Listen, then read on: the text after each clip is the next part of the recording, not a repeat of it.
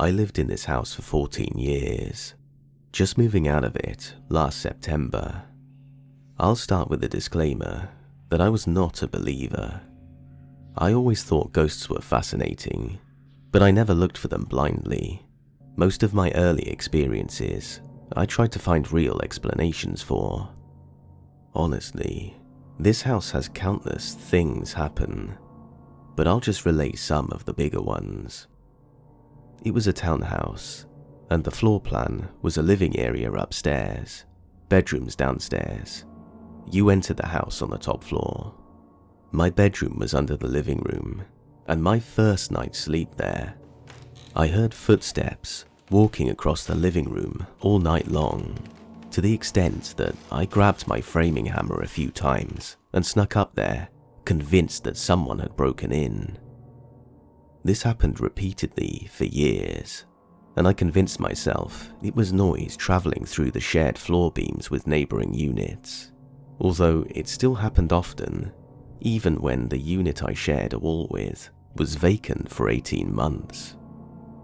There were also a lot of odd times when doors would crack open slightly and close. Several times this happened when my mum's dog was over. He would walk towards the door. It would open for him. We would walk through, and it would slightly close behind him. When he would come to leave the room, the door would let him out again. Weird. At some point, when my now wife moved in, it escalated. One night, I woke up in bed and saw an opaque figure sitting up in our bed, initially thinking it was my wife sitting upright and looking out the window. When I asked what she was doing, she didn't reply, and when I went to shake her shoulder, my hand just went through nothing. I then realized that she was asleep on the pillow, and whatever was standing there just vanished. I jumped out of bed and looked everywhere for an answer. Nothing. I told her about it months later, and she said, "Oh God, I've seen so many things here, and I didn't want to tell you because you would have thought I was crazy." There was a lot of other little things. She would yell for me from upstairs because she swore she just saw me walk past the kitchen doorway, etc. Often, things would move from where we put them. Once near Christmas, we left the house and came back to lights being turned on that we knew we didn't leave on, and ornaments on our tree being rearranged, including a strand of Christmas lights wrapped around the tree outside that had to be turned on by a switch in our kitchen. At first, we thought someone broke in and just messed with us, but nothing was missing. It was really odd. We didn't sleep well that night at all. We got a break at some point for a while, and when we were in bed one night, the bedroom door closed. We made a joke about how our ghost hasn't been active for a while, and as soon as we said it, the bedroom door started shaking hard in place. Final share, and the one that people seem to think is the creepiest. When our daughter was born, we would shush her to nap with the 3 shush method, rocking her in our arms saying shh, shh, shh. Well, I had put her down and I ran to the hardware store. My wife called and said, "I thought you were at the hardware store." And I said, "Yeah, I am now." She paused and yelled, "Get home now." I rushed back home. It was a 3-minute drive, and my wife was holding our daughter. She said that after I left, our daughter started fussing, and over the baby monitor, she heard shh, shh, and she got confused because she hadn't seen me go back downstairs, not realizing I was already down the hill when the noises started. One last one, daughter related. When she got a few years older, 3 or 4, she would cry at night, and one night, I went in and asked her what was wrong. She said she was scared of the shadows. I showed her that shadows were just light tricks, and I did a shadow puppet, and she said, "I'm not scared of those shadows. I'm scared of the scary shadows that come sometimes." That honestly freaked me out a bit. Again, there were tons of other incidents, but these are sort of greatest hits. People always asked why I stayed in the house for so long, and as funny as it sounds to some, it was never scary. There was no feeling of malevolence or harm. In fact, I always thought the shushing of my baby story was more of a, "wow, this ghost is nurturing" kind of thing, or maybe even my dad coming back to visit.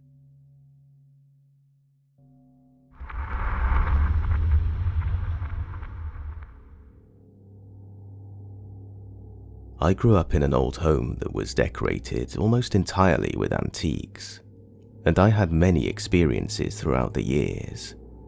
My room itself had a mid-1800s wooden bed with matching dresser, and throughout the home were Victorian hair wreaths, daguerreotypes, and other old oddities.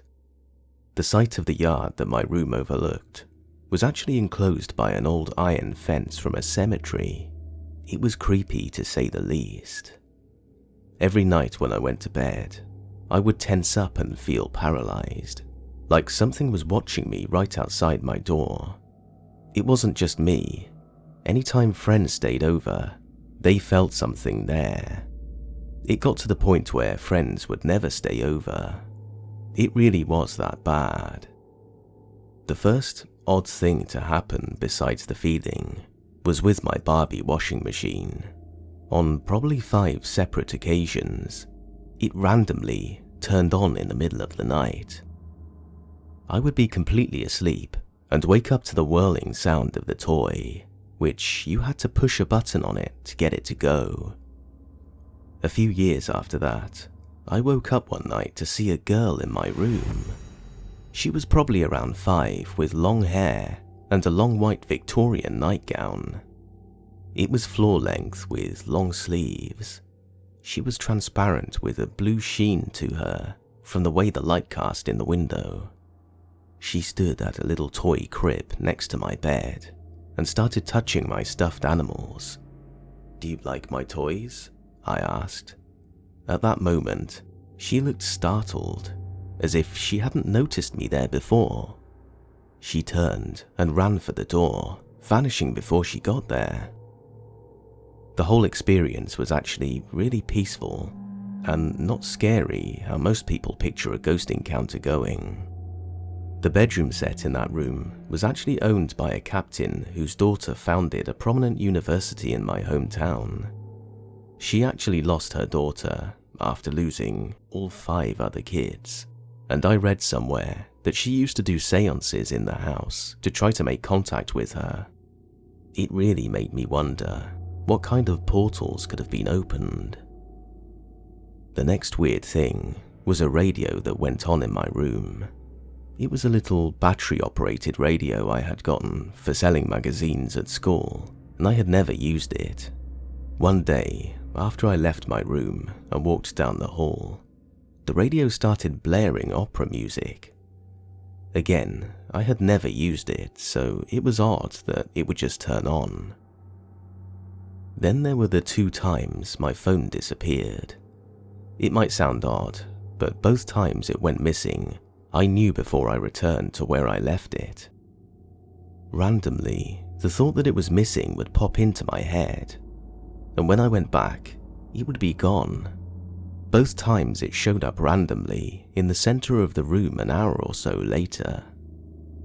The final story I'll mention, although there were more happenings, is the time a friend came over to communicate with the spirits.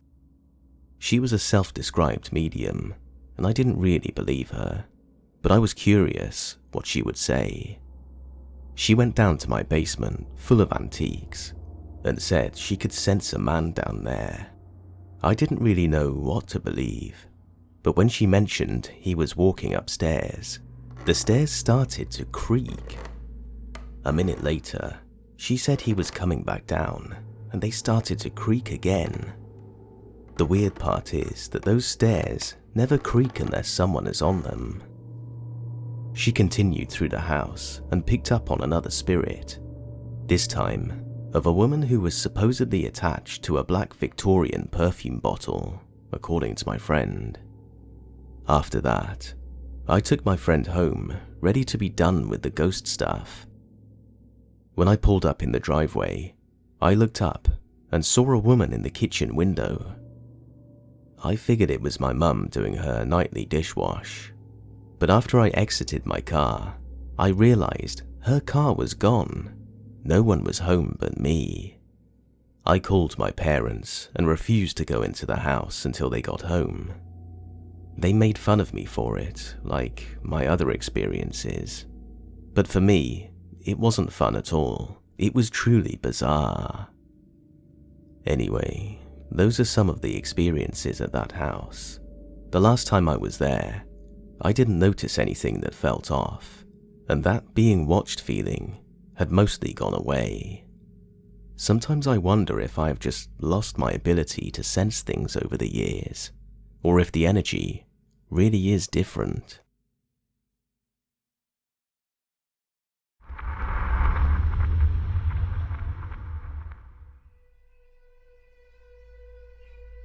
I've had 2 paranormal stories about things that have happened in my life that I can't explain, but this is the most recent.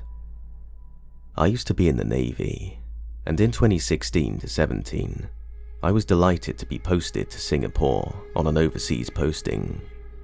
To make matters better, I was to find out that I was taking over the job and the associated house from my best friend, a fellow Navy classmate.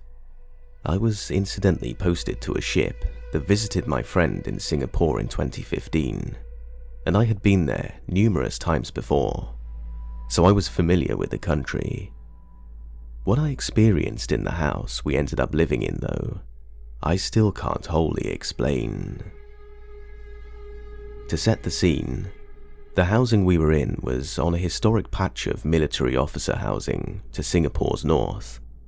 The locals fondly refer to these houses as black and whites, and they are held in high historic esteem in Singapore. Noting land is at a premium in Singapore, we were very, very lucky to be given one to live in. The houses were built in the 1930s onwards, and were originally used to house British officers and their families. The Japanese took up residence in the houses when they invaded in World War II, and many local people were killed in the area under the then brutal Japanese invaders. Accordingly, the suburb is said by superstitious locals to be haunted, and I had many an interesting discussion with taxi drivers about that very same topic on a number of occasions, where they would come and pick me up from the house. This is a picture of what the houses looked like. Note that it's not the exact house I lived in, since there are still military families living there, but it is basically identical to the house we lived in. Rewind to 2015, when I mentioned that my ship was in Singapore to visit for an exercise. At this point, I had no idea that I would be getting posted there in 2016, but I was excited to be getting some R&R after a long stint at sea. My friend, who was heading back home for a wedding, offered me the keys to his house, which a year later became our house, so that I could take advantage of getting off the ship. We caught up for a beer, and then he gave me the keys and left for the airport. He would get home a week later. Taking advantage of our shore leave, my wife decided to fly to Singapore with our 3-year-old daughter so that we could spend the week together. I had a day or 2 in the house to myself before they arrived. The house also had a live-in maid. She lived in quarters down the back of the house, but she had returned home to visit family for a week while my friend and his family were back home. I had the house to myself. The first night in the house, I watched some TV and then decided to go to sleep. I had the spare room which was down the right wing of the house. I remember lying in bed feeling agitated, and distinctly remember the atmosphere feeling very heavy. I also had the feeling I was being watched from the door. I couldn't shake it. It was just a feeling of something being off. I put it down to being the first night in a new country, and the first night in an actual bed for a few weeks.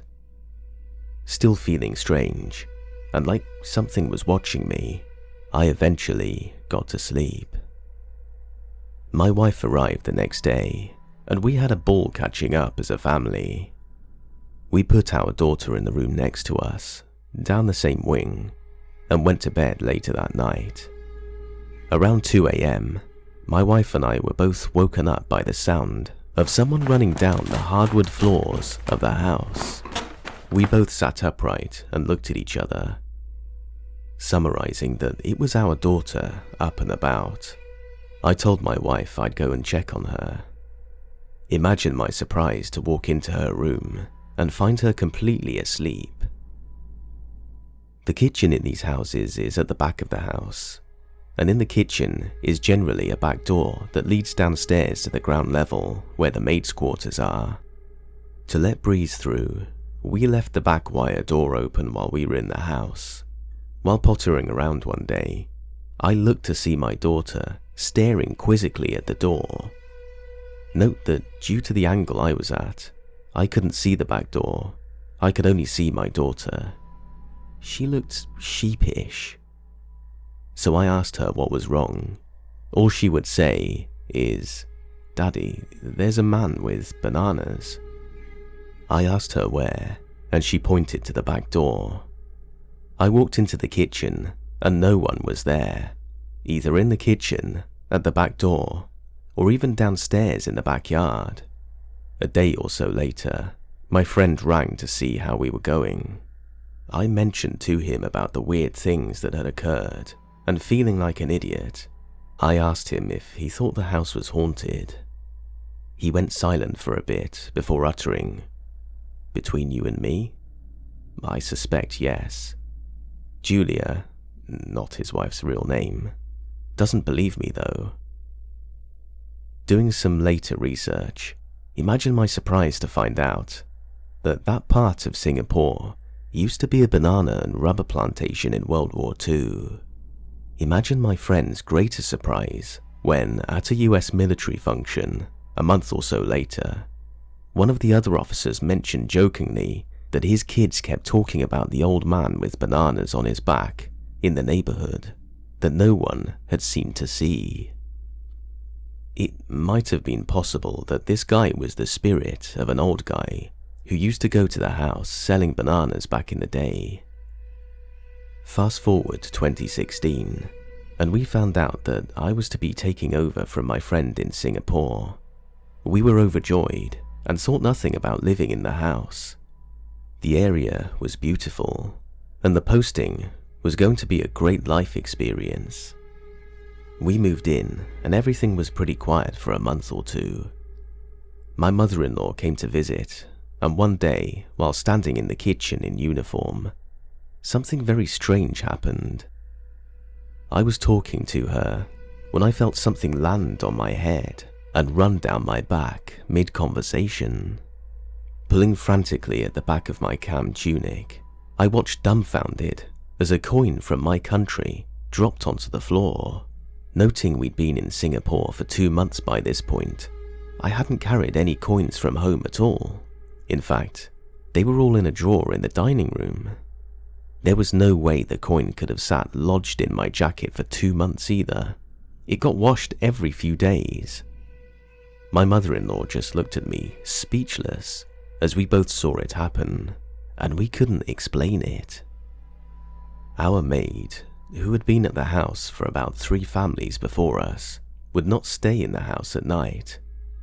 On the rare occasion where we asked her to babysit, as soon as we got home at night, she couldn't get out of the house quick enough.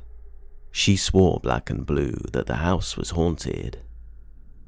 I befriended another overseas officer, and he and his wife used to come over quite a lot.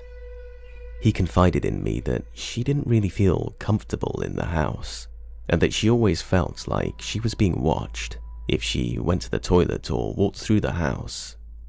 One of my wife's friends, who was also in the Navy, had her ship visit Singapore, so of course we invited her around for dinner. After retiring to the lounge room to just catch up and talk, we noticed that she kept looking over her shoulder into the darkened dining room and adjoining kitchen every now and then. After a few more times of doing this, my wife's curiosity got the better of her, and she asked her what she was looking at. After some coaxing, she told us we wouldn't believe her. She confided that she could sense spirits. She also mentioned that her sister could see spirits, but she didn't have the same level of ability, and that there was someone standing in the dining room. We asked if this person had bad intent, and she said no, not at all. They are just there, and I get the feeling that you share this house with them. Nonetheless, we were creeped out. Also bear in mind that this woman was the commanding officer of a warship. She's not the type to be prone to flights of fancy. Some other minor things happened, but it all came to a head a few months later when I invited a lot of the guys from work over for a barbecue. We had people of all nations in our backyard, and accordingly, their kids and ours were playing upstairs in the house and in the backyard all day, and everyone was having a ball. That night kicked off some of the weirdest activity that I can't explain to this day. Tired, we put the kids to bed and went to bed ourselves. Not long into bed, I hear the front door downstairs slam. I go down and check it out. It's locked. Soon after that, the kitchen taps come on full. I turn them off. About half an hour later, all the lights in the living room areas come on. I turn them all off and go back to bed. My wife and I literally utter, "What the hell?" 10 minutes later, as they all come back on again, lighting up the house. Feeling like an idiot, I stand in the living room and yell, "If there's someone else here, can you please stop it? You're scaring our family. We can all live happily together." The activity stopped. As a side story, family who came and stayed with us, and who stayed in the same spare room, would report that the drawers in that room would sometimes be open when they went to bed at night. Weird. Fast forward to the end of our posting. We had done the removal, and I was in the lounge cleaning the kitchen at around 9 PM, a few days before we left the country. We were staying in a transit house just a few doors down. As I was cleaning the last of the benches, I could hear someone distinctly walking around the spare room wing of the house. That was the last straw.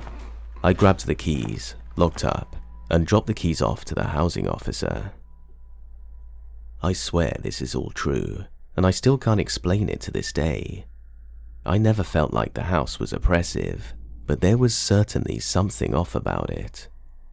As a funny aside, as part of the handover with the guy taking over from me, I mentioned some of the weird goings-on and told him to be alert but not alarmed if anything happened. He completely wrote it off and told me, "I don't want to hear about that type of crap. I don't believe in it." I'm led to believe that a few months later, he and his wife had a medium come and inspect the house. I have no idea what they experienced, but it was evidently something. There were other weird stories that went on in our neighborhood, bearing in mind that the estate or patch that we lived on was all old Allied military houses from World War II, and the suburb accordingly saw a lot of heartache as local workers who worked for the Allies were killed by the Japanese invaders. Accordingly, most Singaporeans we met went to great pains to tell us that our suburb was haunted, and that this was well known around Singapore in general. Firstly, bear in mind that these stories were things that were experienced by other military officers that lived in our neighborhood, often senior military officers from Australia, US, and New Zealand. So they are people of sound mind and not prone to telling tall tales. First off, I'll tell you a story from my direct workmate at the time, a guy we'll call Bruce. Bruce's boss lived in our patch and had a reputation, in contravention of his senior military officer persona, for always being late to most things. Anyway, we're driving home from the Singaporean base one day, and Bruce's boss calls him and asks if he can stop around his house to help him move some furniture, adding that he'd be home in about 15 minutes. Despite me offering to help, but not wanting to get me caught up in his boss's time vampire-esque ways, Bruce dropped me home. Bruce headed to his boss's house, and finding no one answering the door, rang his boss to check where he was, apologizing profusely, and to Bruce's total lack of surprise, his boss told him that he would just be another 45 minutes or so, and that Bruce should help himself to a beer under the house and kindly wait. Nearly all of the old houses had an entertaining void deck at the bottom of the house. Nearly everyone kept a beer fridge and furniture down there for entertaining guests, etc. So sitting down with a beer on a hot Singaporean afternoon with the fans on wasn't the worst of outcomes, albeit inconvenient. Anyway, a bit miffed, Bruce grabbed a beer from the fridge under the house and sank into the cane furniture to wait. A few minutes later, Bruce said he heard the sound of multiple footsteps walking around the house on the floorboards above him. Realizing that someone was home, and remembering that his boss had his father, mother, and brother visiting for a week from back home, Bruce opened the front door and went to walk upstairs to ask if he could wait inside where it was cool. Bruce said he craned his head and looked upstairs from the foot of the front door stairs. He distinctly heard two men talking in a serious manner upstairs, and not wanting to intrude on their conversation, and noting he had a beer to enjoy, he shut the door quietly and waited back under the house. About 15 minutes later, the housemaid came up the driveway with groceries, and in her ever-friendly voice said, "Mr. Bruce, sir, are you here to help sir move furniture? Why are you waiting downstairs in the heat? You should have let yourself in and sat upstairs in the aircon." Bruce stated that he was going to, but heard his boss's family talking in the house and didn't want to intrude. The housemaid turned white and said, "Mr. Bruce, his family went to Universal Studios this morning, which was on the other side of the island. No one has been in the home all day." Bruce again swore that he distinctly heard footsteps and voices in the house. Sure enough, she and Bruce went up inside the house to check, and no one was home. The house was quiet as a tomb. This guy had served in war zones, and he still can't explain it to this day. Here's the second story. One of the Kiwi families told my wife that she suspected that something funny was going on in their house, as over the course of a few months, the milk in her fridge would sour within 24 hours of her buying it. Bearing in mind that these houses had a few fridges, she started moving all her milk to the downstairs beer fridge. Nope. Like clockwork, the milk would sour in there too. On top of this, every few days, she and her husband would wake in the morning to find wet human footprints in their kitchen and hallways. They lived alone. Another story we got from one of the American families regarded the time one of the wives' husbands had to go to Diego Garcia for a work trip, leaving her at home in Singapore by herself for a week. There was only her husband, and their dog living in the house. She joked that her dog had a bee in its bonnet about her husband, and would always annoyingly bark up a storm when he came home from work each afternoon. About 5 days into the trip, imagine her surprise when she hears her dog start going nuts one morning. She then hears her dog's bark go from his usual playful barks to meek whines. Sitting at her computer, she heard the front door downstairs swing open and her husband distinctly yell out, "Hey honey, I got home early. but I just have to do some stuff back at the base.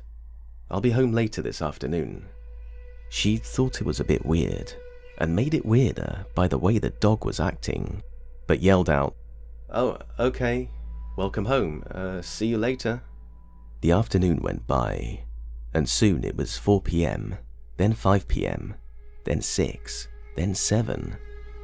Getting a bit annoyed because by this stage she was preparing them both dinner, she rang her husband and asked when he was planning to get home. He answered somewhat confusingly that he was still in Diego Garcia and wasn't due back for another 2 days, as originally planned. She swore she heard his voice as clear as day. Interestingly, the dog was extremely clingy and didn't leave her side for those 2 days until her husband got home. Here's the final story.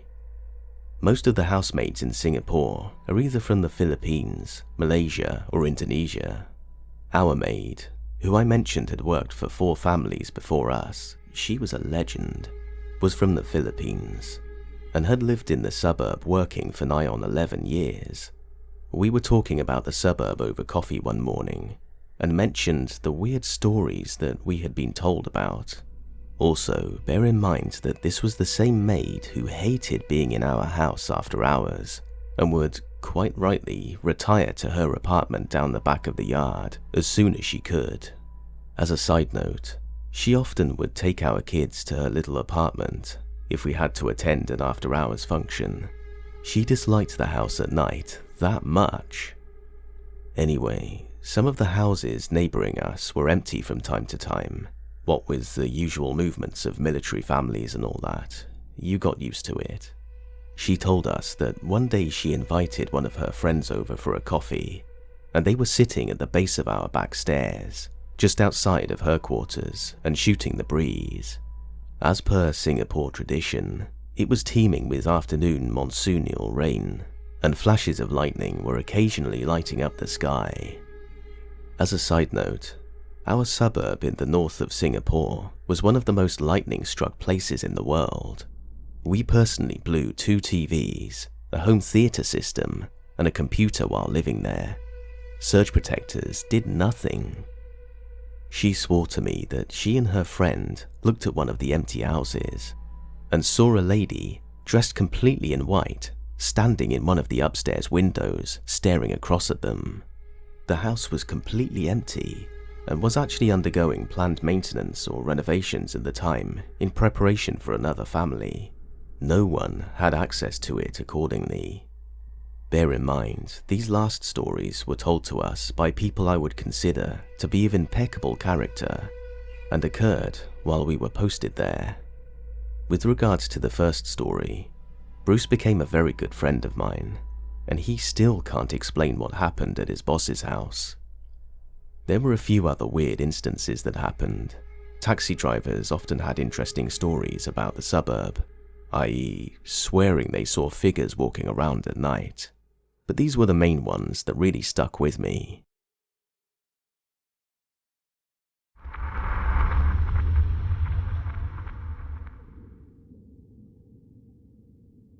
Back when I was 18, my friends and I decided to go on a trip to some rural area to relax on our own for a couple of days. Luckily, my late grandparents owned a medium-sized house in a remote village. There are plenty of those where I'm from. So I got the keys from my dad, and we packed food, water, a first aid kit, and headed there. It was a 2-hour ride from the closest city to get there.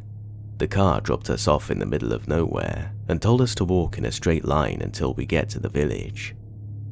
After about a 30-minute walk, we reached our destination. It was nothing fancy, but the village was definitely bigger than expected. Dogs, chickens, and goats roamed around freely.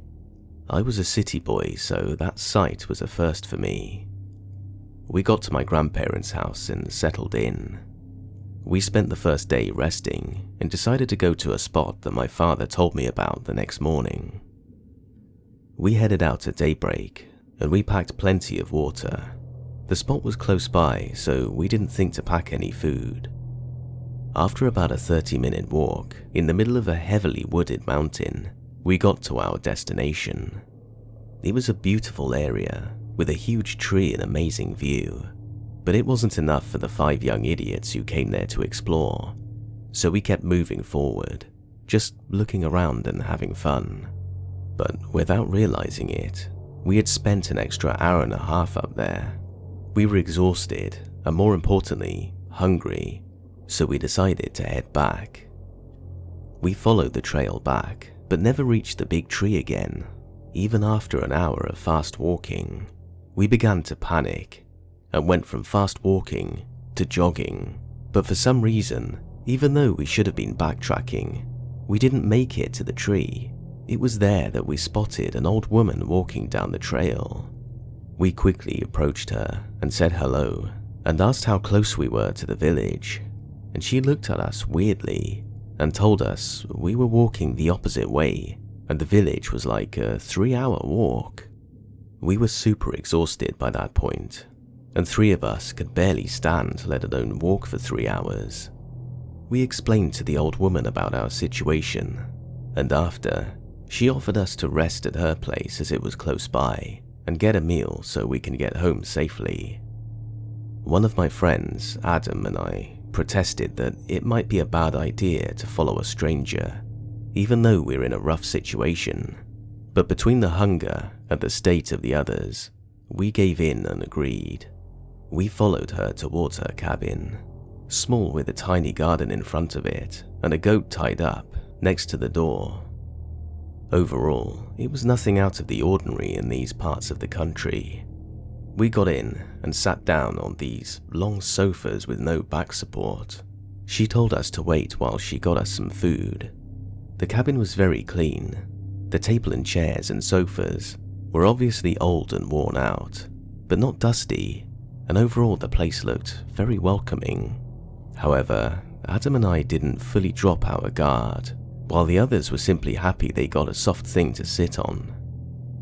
15 minutes later, she came out from the kitchen with 2 big plates of chicken and vegetables, a plate of salad and some olive oil.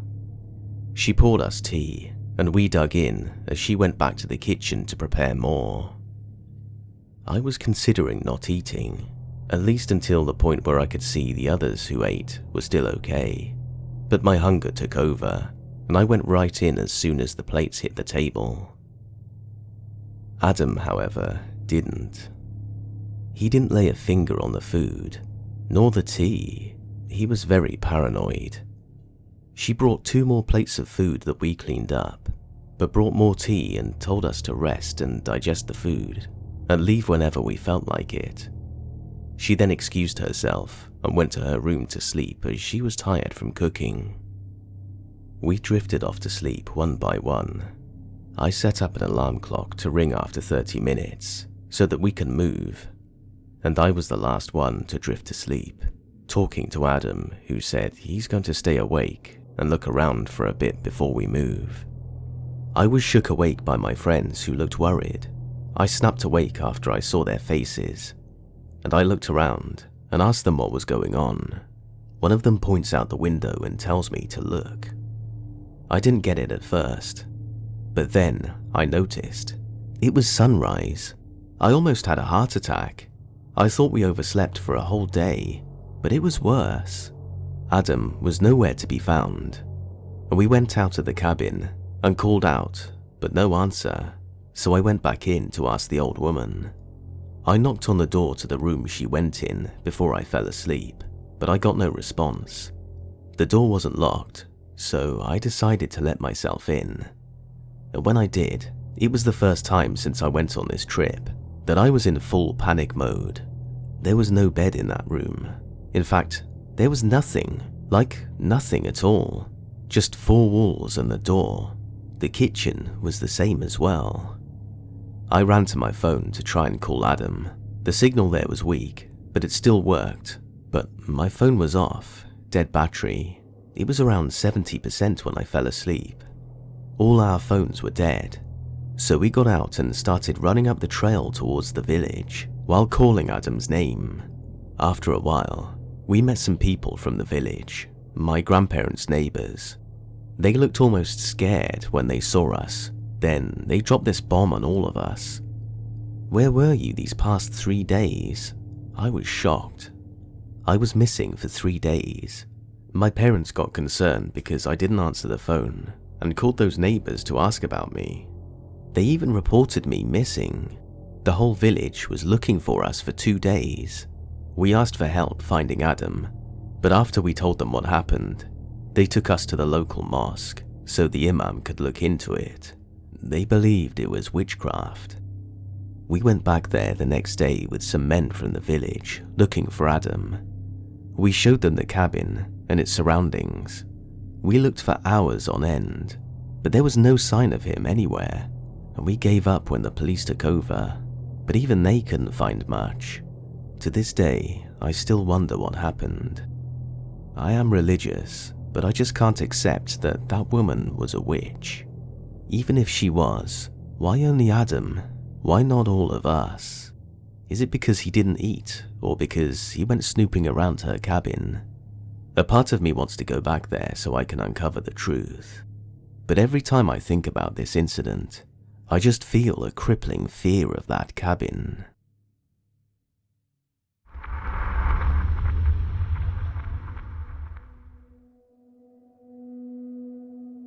My dad changed stations in the Navy. We went from Norfolk, Virginia, to near a submarine base in Camden County, Georgia, back in 2007. I was beginning high school. From the moment we moved in, I always felt weird. Like I was never alone. Our house came with an alarm system, and the first happening was when my mum hired a lawn guy to mow our yard, and the system randomly went off while we were away, and while he was cutting our grass. We had to go back because the cops arrested the guy, and he adamantly swears that he never tried to open any doors, and we believed him, but thought nothing of the alarm going off, maybe a malfunction. Either way, he never came back after. However, the alarm going off became a nightly occurrence, waking us up from anywhere between 12 to 5 a.m. For 3 months. We were more annoyed than frightened, and every now and then, I would hear soft knocks on my wall, as if someone or something was trying to get my attention, but I ignored them. Another weird thing while this was happening was my sister, who was 3, who would point up to the walls and say in her toddler voice, "Look, baby, help, help baby." Me and my mum would look at each other, slack-jawed. "What baby?" Mum would ask. But she kept insisting that we help this invisible baby up on our wall. Our dog would also stare up on the wall as well, making us even more unnerved. My sister would also claim there were these 2 kids that flew around her room, all white, and gave her candy. We feigned ignorance and hoped that they were just her imagination. We also had a couple of friends stay over until they got back on their feet. One of them said while going to the bathroom, she heard someone talking on the baby monitor with a man's voice. The only other man in the house was asleep. Also, the baby monitor on my sister's end couldn't hear my mum talking, as it was a one-way comm system. We chalked it up to radio interference and moved on. However, a few nights later, while I was going to the bathroom, I saw my first and only apparition in my sister's room. It was like an outline of a person, no features, nothing distinct, other than that this thing towered over me. I scream and wake up the whole house, and when everyone came to investigate, the outline being was gone. And not wanting to tell everyone I woke them up for seeing a ghost, I lied and said I saw someone's face peeping into the window. Cops were called, and there was no way in hell I was going to tell the officer, yeah, I got you guys out here at 2 a.m. because I saw a spooky boy in my sister's bedroom. Like, seriously, what do you even tell people when you see something like that? Especially skeptics.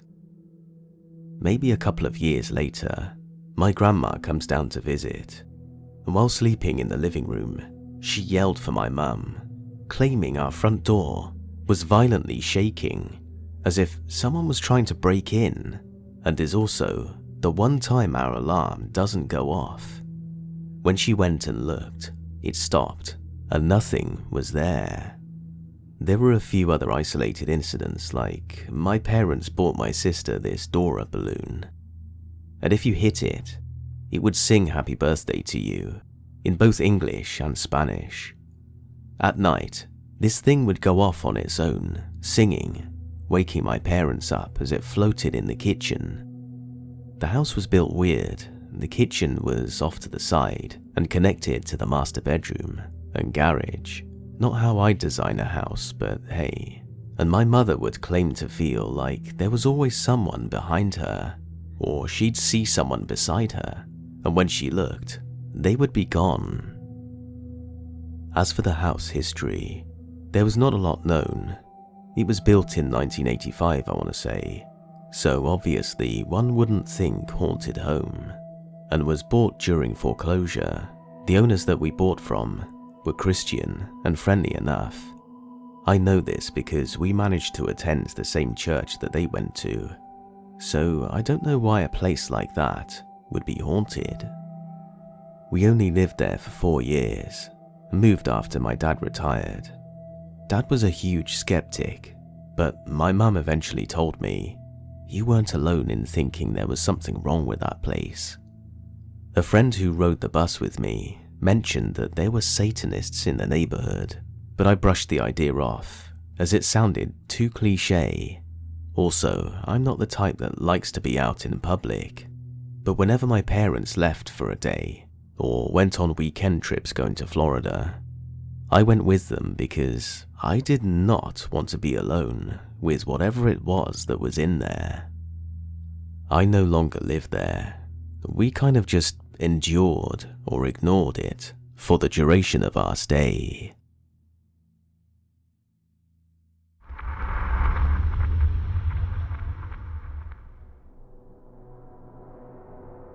It's important to note that this activity started when my father tried to readjust to civilian life after leaving the military.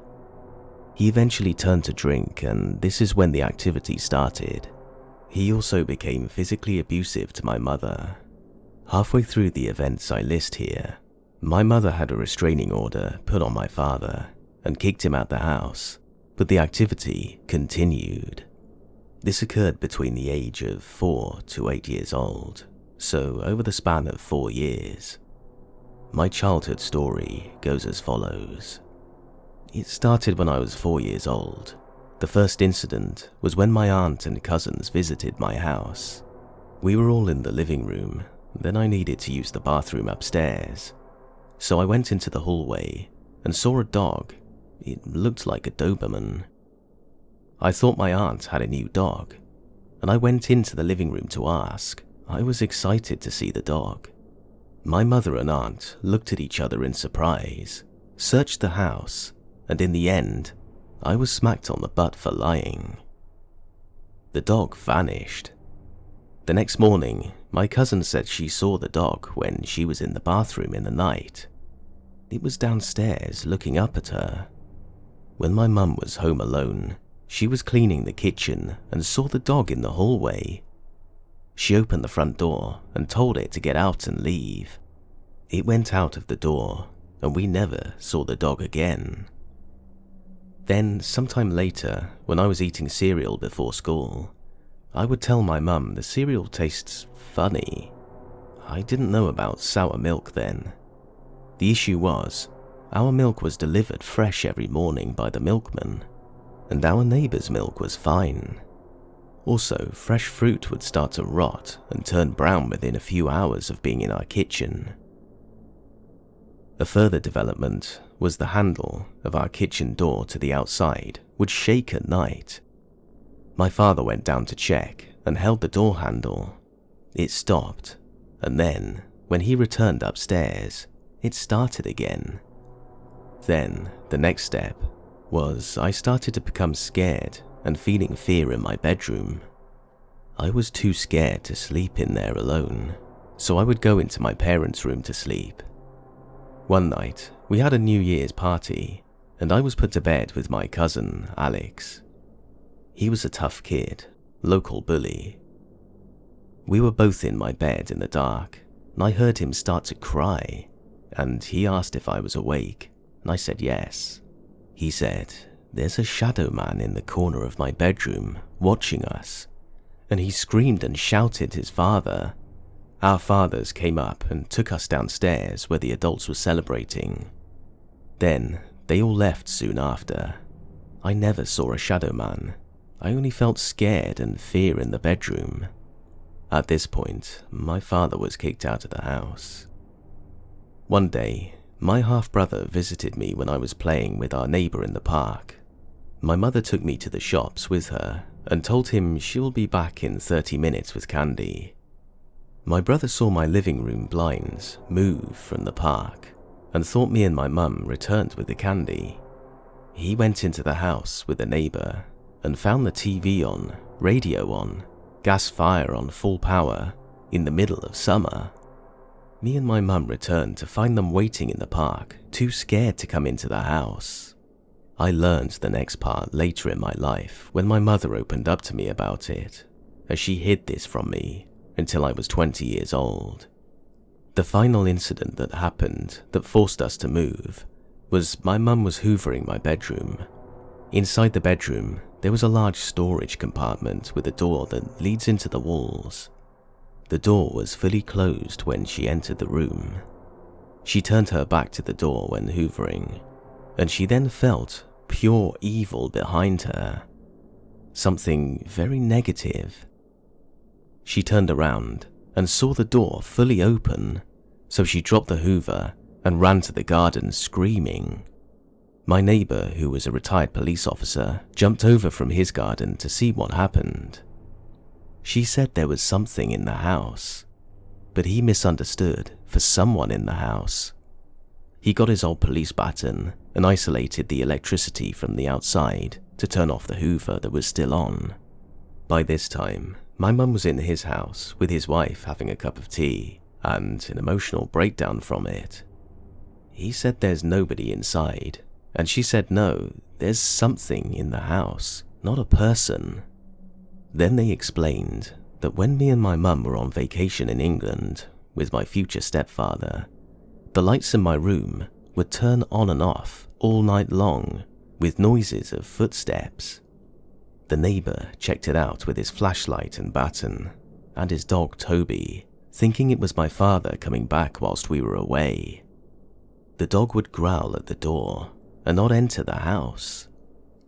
The neighbor inspected the house, but he found nobody. Then, when he returned to his house, the footsteps and lights would start again. So they would decide not to tell us because they didn't want to scare my mum and me. They kept it secret. Soon after, we moved to England. The best experience I had that connected me back to this was when I started my career at sea. I was on a container ship sailing around Asia, and I had multiple deep dreams of being in this old house with several other people of different nationalities, trapped in the large old house. It had red wallpaper, lanterns on the walls, and oil paintings of people with very high ceilings. It looked very Tudor, 15 or 1600s. I could always interact with these people until it came. We would all be paralyzed and thrown around the large room we were in, and I'd wake up paralyzed, unable to move, cold sweat in my bed on the ship, until I'd break out and free myself. The fear I felt was the same as in my childhood bedroom back in Scotland. The final dream I had an interaction with it. I dreamed that I was in a pitch black room with a circle of light around me that I was safe in. To the left of me were lightly lit wooden stairs leading up to a door with a light piercing through the sides of it. The entity called my name in a croaky voice and laughed, sounding like an old smoker's voice. It told me to come into the dark and join it. I fought back and told it to get lost, and that I'd never be like you. and I called it a pathetic piece of crap. It quickly responded with a "come with me now." I told it no, and then ran for the stairs. I got to the door, and I felt my right leg being pulled. I kicked multiple times back into the dark on my pulled leg, and I felt it contact against something. I got through the door, and I was in this house I had seen before in my dreams. I saw the red wallpaper, the lanterns, and oil paintings. I then woke up, but this time free, not paralyzed. Deep down, I feel that the voice I was talking to was what was in my room back in my childhood home. Since then, I've had a couple of other dreams in strange houses, feeling a presence, but never back at that old Tudor house.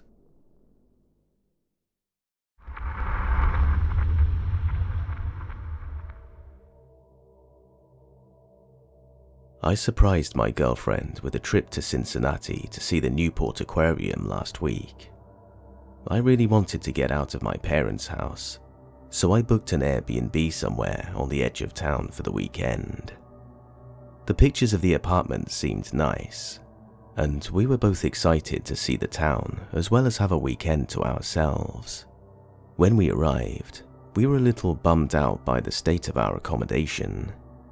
Aside from the trash unemptied by the last residents, it was clear that the hosts had been very specific about the pictures they had posted online. The apartment was obviously very old, as well as empty. It was bare of furniture, except for the essential bed, couch, and modest kitchen appliances. I did a full inspection of the apartment, including spot-checking the beds for bed bugs, making sure there was no mold, checking the locks, etc. Lastly, I came around to the bathroom, which was in desperate need of remodeling. The shower had stains, the toilet hardly flushed, and the sink barely had any water pressure. It was clear we had definitely not been sold on a weekend stay in paradise. After day one of exploring the town was over, we were both tired and had climbed into bed. After about an hour of tossing and turning, I realized I had to use the restroom, and this is where things got creepy. I sat down on the toilet and pulled out my phone to scroll through Instagram when I noticed something move in the corner of my eye.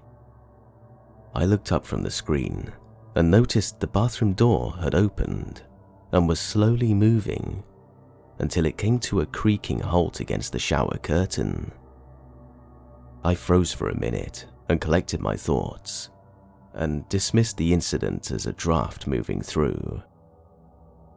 I was sold on that idea until I realized that the shower was now on. The loud noise of the water rushing out of the tap petrified me. Still on the toilet with my pants round my ankles, I was truly frightened. Glued to the seat in terror, I will admit I froze like a coward. I didn't know what to do. After maybe 7 or so seconds, I got up and turned the dial on the shower. Terrified, I went back to my room and closed and locked the door. My girlfriend, who had slept through this whole event, was suddenly awoken by my haste to close the door, and I explained to her the whole story. My mind was racing the entire night. I never took my eyes off the door, and I buried myself in bed and covered my ears to block off all possibilities of something happening again, or at least me hearing it. I made it through the night and investigated when the sun gave me the courage in the morning. I had left the door open, forgot to flush, and the tap was still dripping in my attempt to flee the scene quickly. I have no excuse for why the shower turned on, and I think now, after 20 years of being alive, I'm now a believer in the things we can't see among us.